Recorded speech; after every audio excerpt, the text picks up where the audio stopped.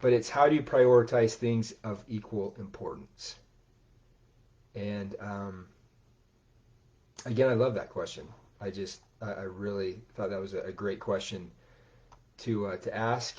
And so let me know in the comments if you're not seeing that question. I don't know where it went, but when I go to questions, it says it's open, so I believe it's available for you to see and answer.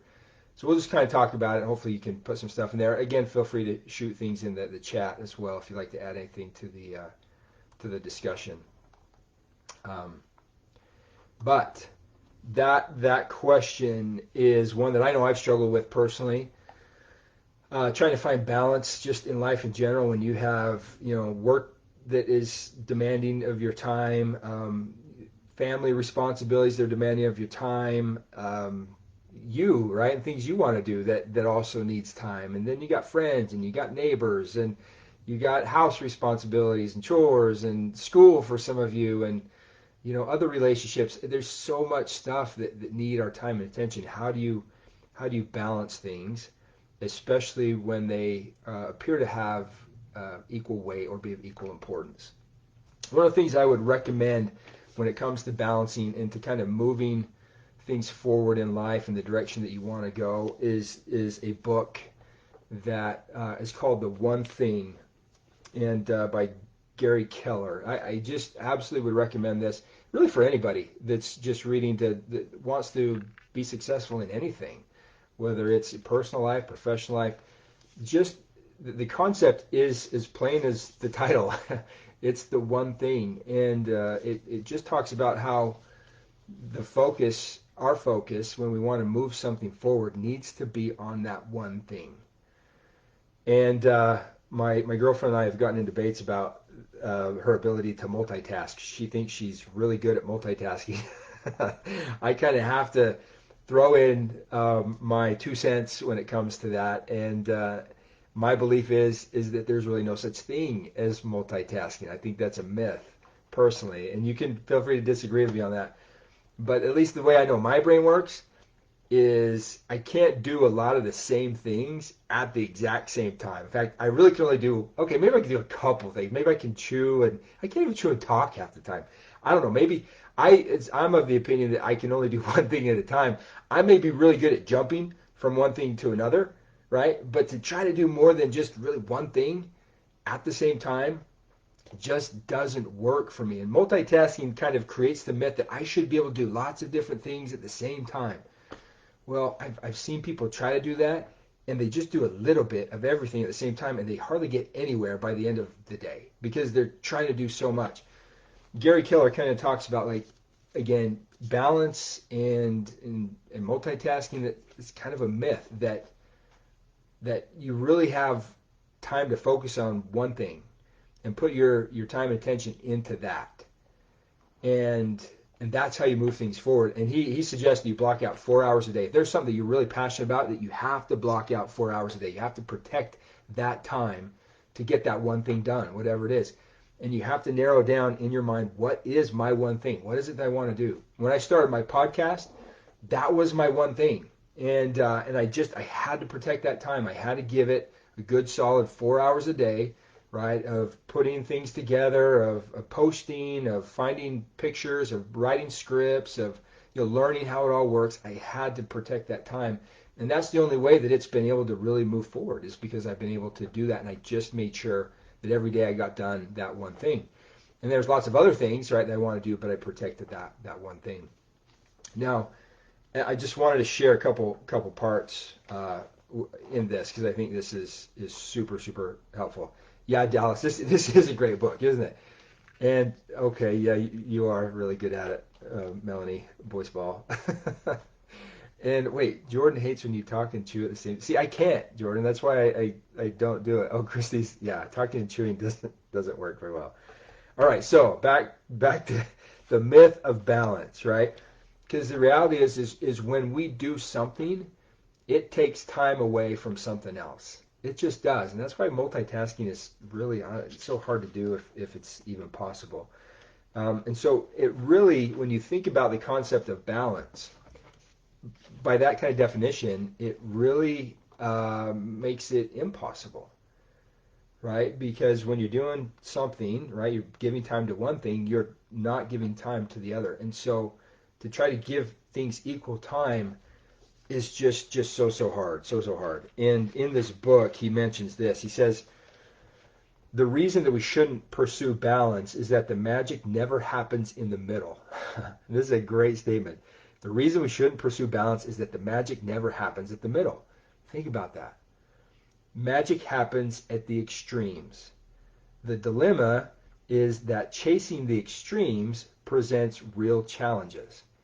Right? You look at anybody that's been successful, sometimes we want to emulate or we want to be like, man, I wish I could do that or accomplish that. To know the amount of time that had to get to that place and the things they had to do, it took an extreme amount of all of it. Right? And that happens even with us in little ways. When I took my kids to the Oregon coast, which is one of the greatest vacations I've ever been on, I couldn't recommend it more. The only way we were able to go is I had to give that my full attention.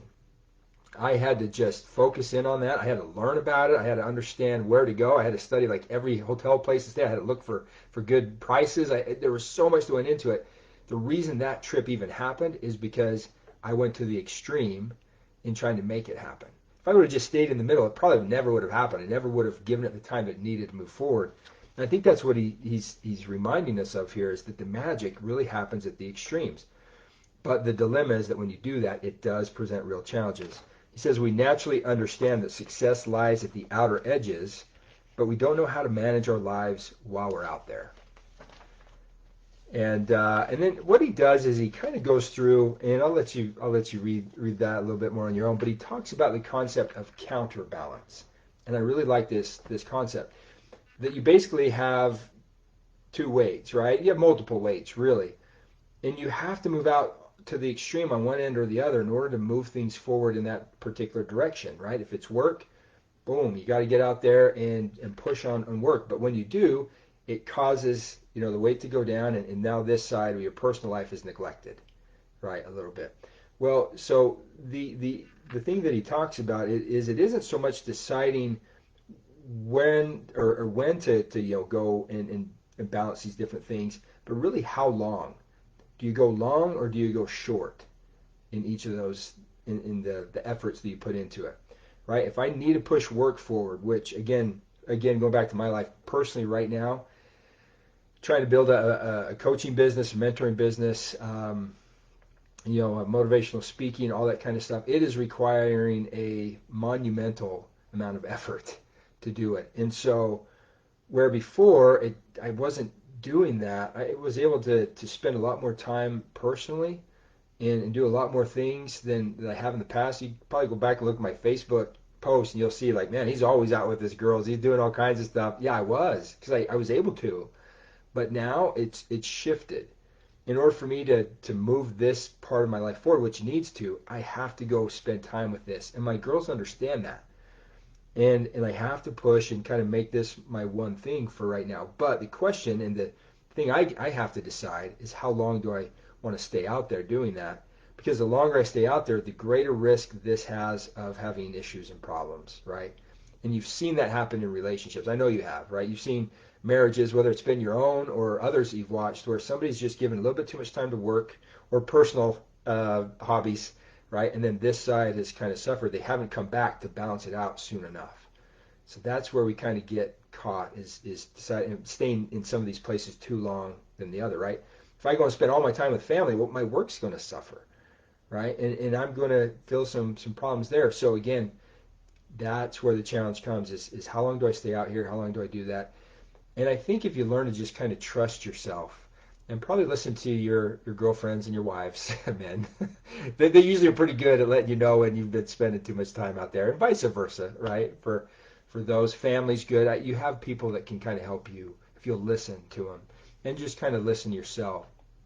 You'll be able to recognize, like, yeah, I've been pushing a lot personally or in work. I need to get back and now spend some time, counterbalance that with some good quality time with my family, right? With my kids, with myself, right? Sometimes that's like, I got so much work, I'm doing so much with family and no time for myself. Again, it's all about counterbalance and just moving from one thing to the other. And so I think that is key to understand when it comes to trying to maintain balance. part of the question was, how do I do that when, how do I prioritize things of equal importance? That's going to be the challenge, right? And I might submit a question to consider that not everything can be of equal balance when it comes to priorities, right? One might be more of a priority now, but maybe the other one will be more of a priority later. And that's part of the counterbalance, right? If you're in a situation where I have to do work, it's going to help me to get this job that will help me, help my family a little bit better, then yeah, that may be what you need to push, and spend your time with. But just be cognizant of this end, right? And as soon as you feel that, kids are being neglected, spouse is being neglected, you got to put on the brakes a little bit. Let me come and spend some time here, and let's do some things with that. And that takes a lot of self kind of discipline, right? And trying to figure out what is a priority and what isn't. When is it a priority and when isn't it?